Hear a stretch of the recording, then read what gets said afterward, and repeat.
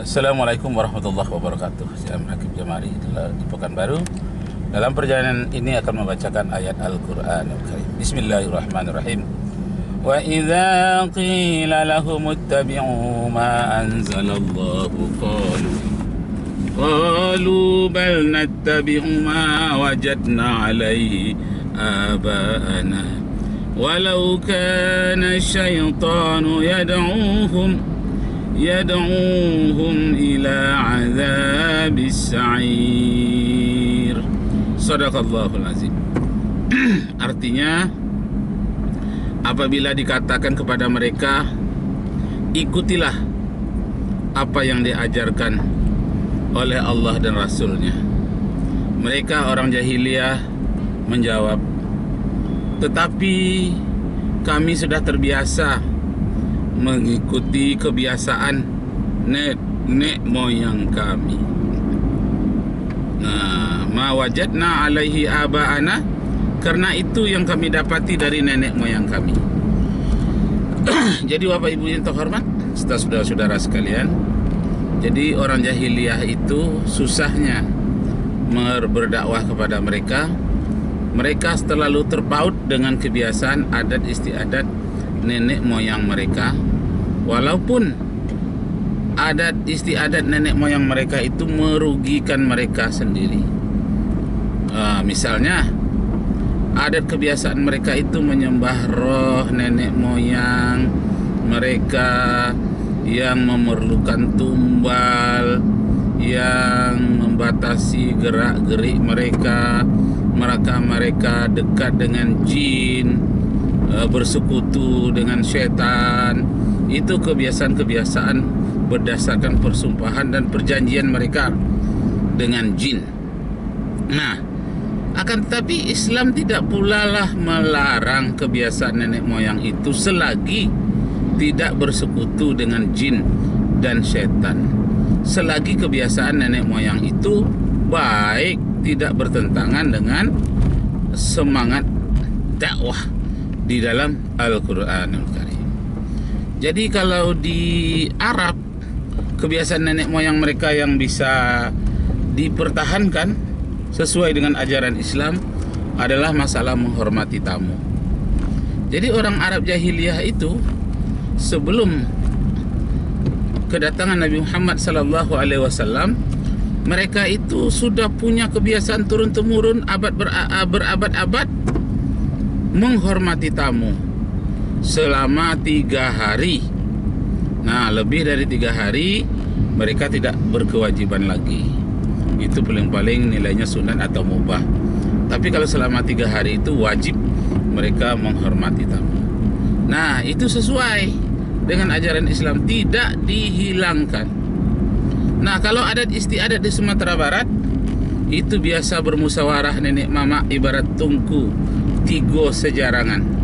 Nenek mama cadik pandai, orang alim ulama. Nah, 3 ini tungku sejarangan itu sampai sekarang diikuti di Sumatera Barat. Padahal itu sebelum Islam masuk ke Sumatera Barat, mereka sudah punya model musyawarah orang cerdik pandai, orang-orang terkemuka dalam masyarakatnya. Juga tungku 3 sejarangan, cuma kata ulama belum. Nah, jadi kesimpulannya, Bapak Ibu Saudara sekalian, Islam itu tidaklah ingin memusnahkan adat istiadat masyarakat suatu negara, suatu bangsa atau suatu suku. Tidaklah bermaksud untuk menghilangkan, tapi sifatnya hanya mengoreksi, mengadakan pelurusan mana hal-hal yang dianggap bengkok dari segi akidah, mana yang dianggap menyakiti dari segi pergaulan di dalam masyarakat, mana yang kurang harmonis, itu saja yang diperbaiki.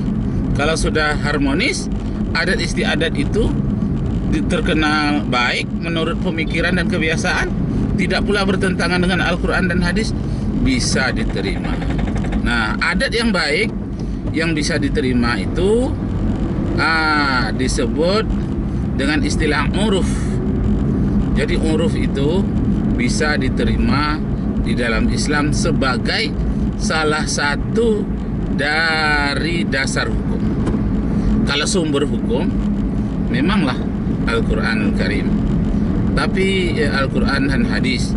Tapi ada tambahannya, ada lagi penguatnya. Kalau terjadi perubahan daerah dan perubahan waktu, ditambah dengan huruf. Jadi Al-Quran, hadis, ijma, qiyas ditambah dengan huruf. Huruf itu adat istiadat yang baik, yang tidak bertentangan dengan ajaran Islam. Jadi Bapak Ibu serta saudara-saudara sekalian, masalah pakaian, boleh memakai pakaian apa saja, model Jepang, model Eropa, model Cina, India, selagi menutup aurat. Modelnya terserah. Nah, jadi pakaian-pakaian adat yang diseleksi oleh ajaran agama adalah pakaian adat yang tidak menutup aurat.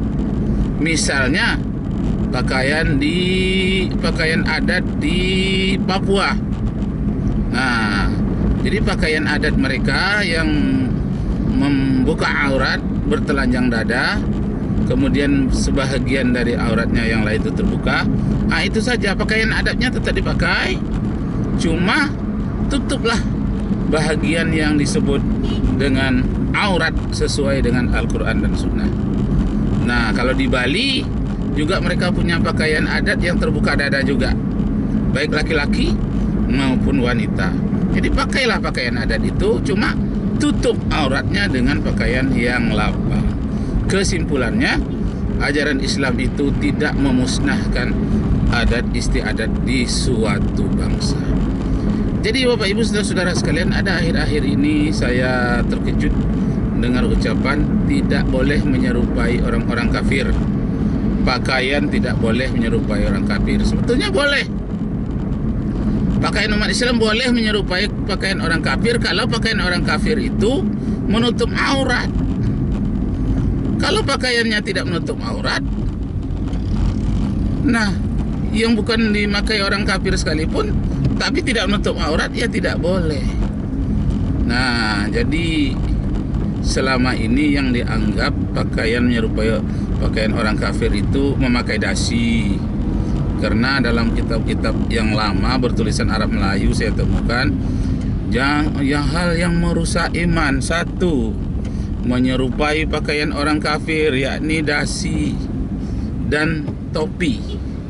Topi cipiau disebutnya, model topi-topi yang ke depan itu.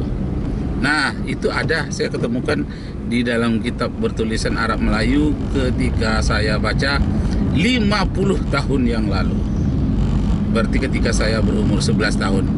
Saya membacanya di buku, memang kuning memang bukunya, tapi bukan kitab kuning.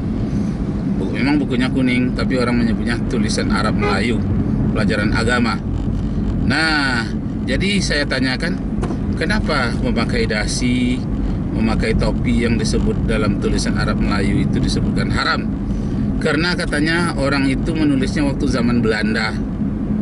Sedangkan Indonesia waktu itu umat Islam sangat anti terhadap Belanda yang selalu memakai topi cipiau dan memakai dasi. Sehingga ulama pada waktu itu mengharamkan memakai dasi dengan alasan tasabuh, menyerupai orang-orang kafir. Dipakailah hadis man tasabbaha qaumin fahuwa minhum. Siapa yang menyerupai pakaian orang kafir, maka dia termasuk kafir. Nah, begitulah yang ditanamkan oleh orang tua saya dulu. Karena orang tua saya juga suka membaca buku-buku Arab Melayu yang ditulis sejak dari zaman Belanda. Saya pun masih ketika umur 11 tahun itu masih bisa membacanya karena belajar huruf Arab Melayu. Nah, jadi Bapak Ibu yang terhormat, sebetulnya man tasabbaha biqaumin fahuwa minhum itu, siapa yang menyerupai orang kafir maka dia termasuk kafir, itu penekanan masalah akidah. Siapa yang menyerupai orang kafir maka dia ikut kafir kalau menyerupai orang kafir dalam bidang akidah. Bagaimana dalam bidang akidah? Umpamanya orang-orang hari Natal memotong kuenya. Itu kan itu ibadah, acara ibadah bagi orang Nasrani. Maka kalau umat Islam mengikut cara ibadah mereka seperti itu dengan alasan toleransi, maka dia sudah tasabbuh. Man tasabbaha qaumin fahuwa minhum.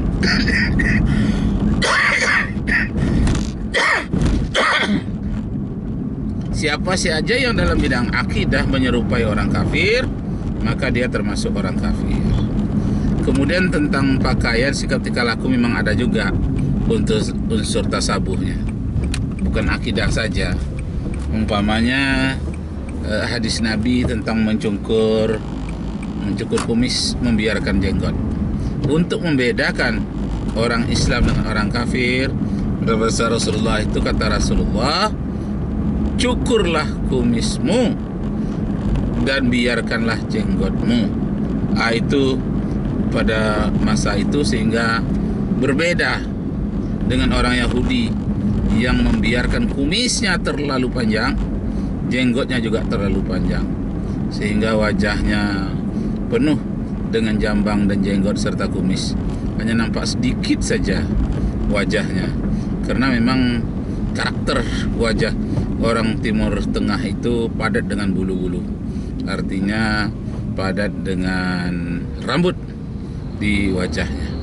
Nah, baiklah Bapak Ibu serta saudara-saudara sekalian, kembali kita kepada tasabuh, menyerupai orang-orang kafir. Nah, jadi setelah dianalisis oleh para ulama, yang paling tidak boleh menyerupai orang kafir ini, pertama dalam bidang akidah, yang kedua dalam bidang pakaian, yang ketiga dalam bidang millah, budaya.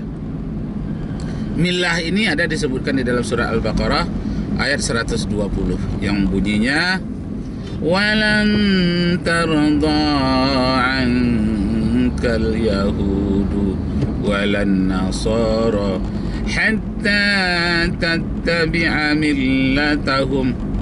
Artinya orang Yahudi dan orang Nasrani tidak akan pernah rela kepadamu sebelum kamu mengikuti millah mereka. Nah, millah ini tata cara hidup dan budaya mereka. Tata cara hidup yang bagaimana? Tata cara hidup, masalah makanan, tentang halal haram, kemudian masalah pakaian yang menutup atau membuka aurat, itu harus menjadi perhatian. Masalah akidah, janganlah menyembah manusia, janganlah menyembah benda-benda, yang disembah hanya Allah Subhanahu wa ta'ala.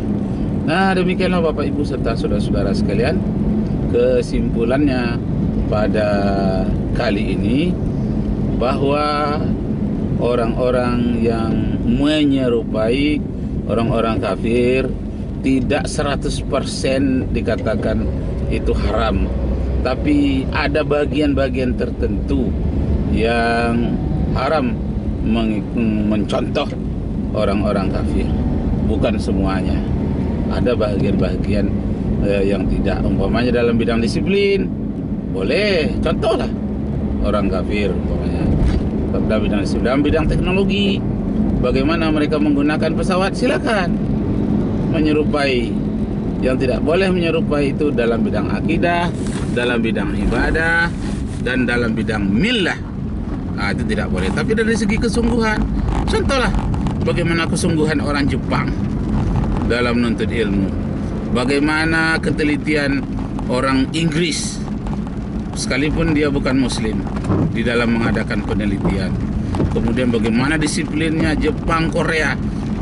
Tasabuhlah, mencontohlah dalam hal-hal yang bersifat duniawi, yang bermanfaat bagi umat Islam dan bagi masyarakat seluruh dunia.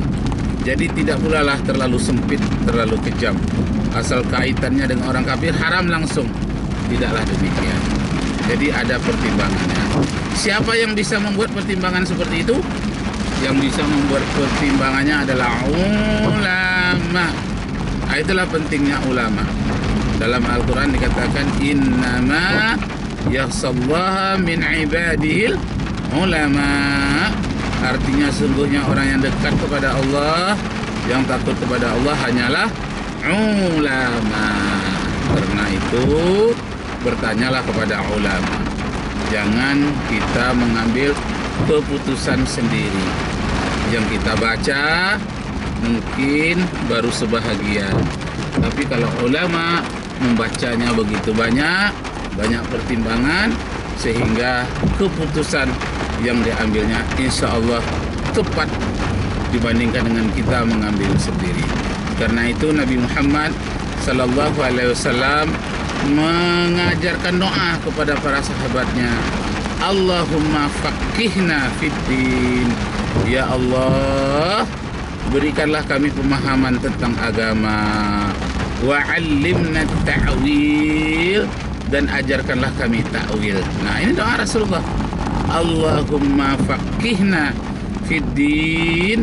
Ya Allah, jadikanlah begitu dalam pemahaman kami tentang agama, wa 'allimna ta'wil, dan ajarkanlah kami bagaimana mengadakan takwil yang benar.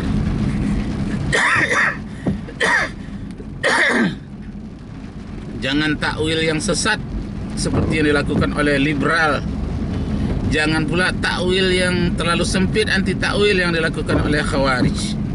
Khawarij itu golongan kanan, terlalu kanan, hampir terjepit, tidak bisa lewat. Kalau liberal, kiri, terlalu kiri, lebar, hampir-hampir keluar dari Islam. Jadi orang-orang liberal itu hampir-hampir tidak Islam liberal, karena kirinya terlalu jauh, kirinya bebas. Sedangkan golongan kanan yang disebut sementara ini khawarij itu sempit, terlalu sempit, sehingga tidak bisa berbuat hal-hal yang menguntungkan.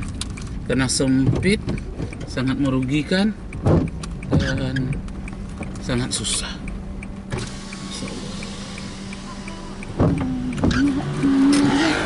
Apa tuh? Ada yang manis-manis?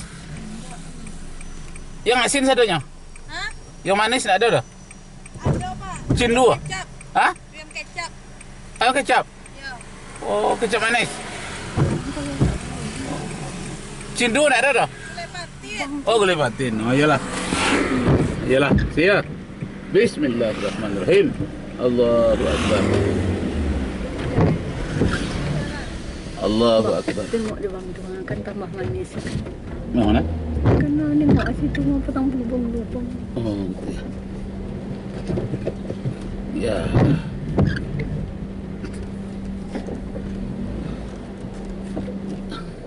Bismillahirrahmanirrahim. Sadaqallahul-azim. Demikianlah Bapak Ibu serta saudara-saudara sekalian, perjalanan pun sudah sampai. Barakallahu li wa lakum fil Qur'anil azim, wa nafa'ani wa iyyakum bima fihi minal ayati wa dzikril hakim.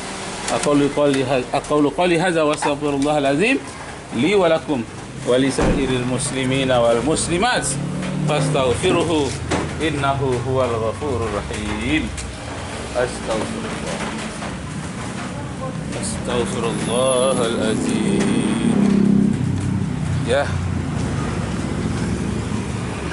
Oh, astaghfirullah.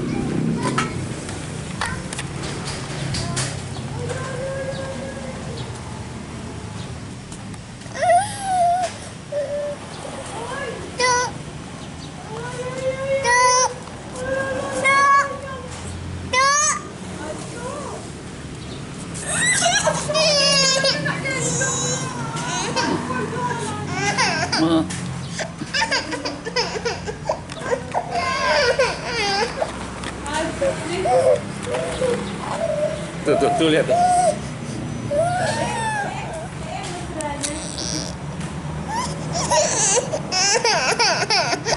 Sambil sama mama dulu. Oh, nak mau sama mama. Mau sepatu.